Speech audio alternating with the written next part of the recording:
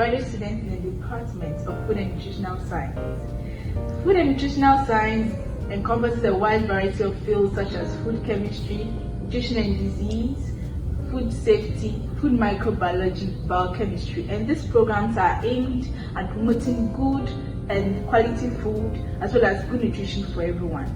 One may ask, what is nutrition? Nutrition has to do with the study of nutrients and how the body uses them to promote growth and energy, and also has to do with the relationship between diet, health, and disease. Now, what's disease? Disease is any deviation from the normal function of the human body of an organism. So I'll walk you through one of the courses taken in the Department of Food and Nutritional Science, which is nutrition and disease. And nutrition and disease is comprised of many topics, and one of them is the evaluation of nutritional status.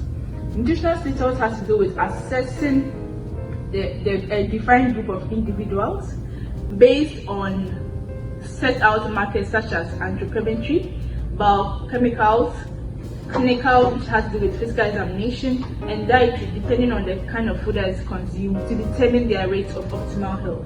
Moving on to the GIT, that's the gastrointestinal tract. And the gastrointestinal tract consists of a wide variety of organs such as mouth, the liver, the lungs, the small intestine, the stomach, the rectum, and all these organs are important for the metabolism of food to help in assimilation of the nutrients for the normal physiology of the physiological process of the body.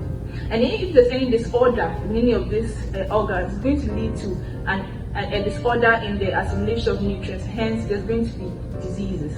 So, and then moving on to the cardiovascular disease. Cardio has to do with the heart, one of the leading cause of death in the US. And then it's been known that risk of obesity, risk of kidney disease, risk of your lifestyle, that's your choice of food. Usually, if you consume high amounts of high fat diet, high amounts of high salt, you are prone to cardiovascular disease. So it's advised to stick to the Mediterranean diet as consumption of plant-based fruits and vegetables to avoid you getting this risk.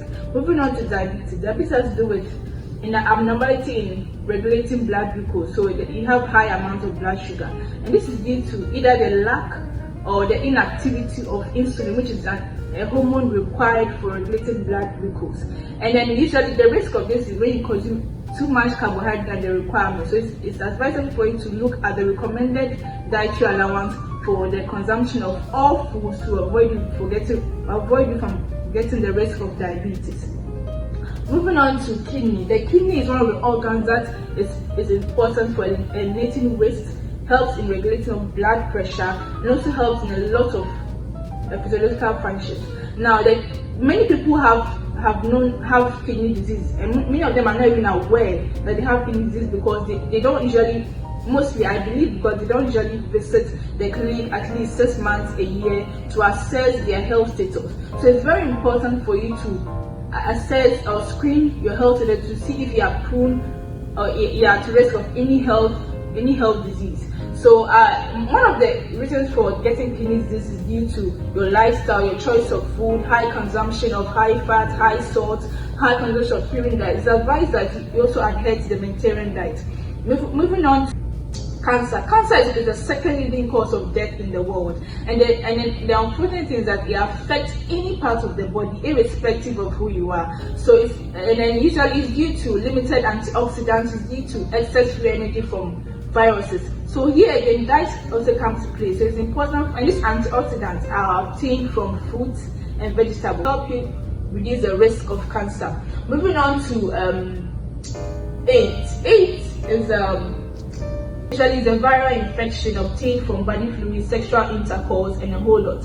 And then this disease or this condition happens to be very difficult to treat. But however, nutrition has a role to play in this, because it's been known that optimal nutrition or good nutrition helps to boost the immune system, because AIDS reduces the immune system. But if you have optimal nutrition, you're able to improve your immune system to help you fight the infection.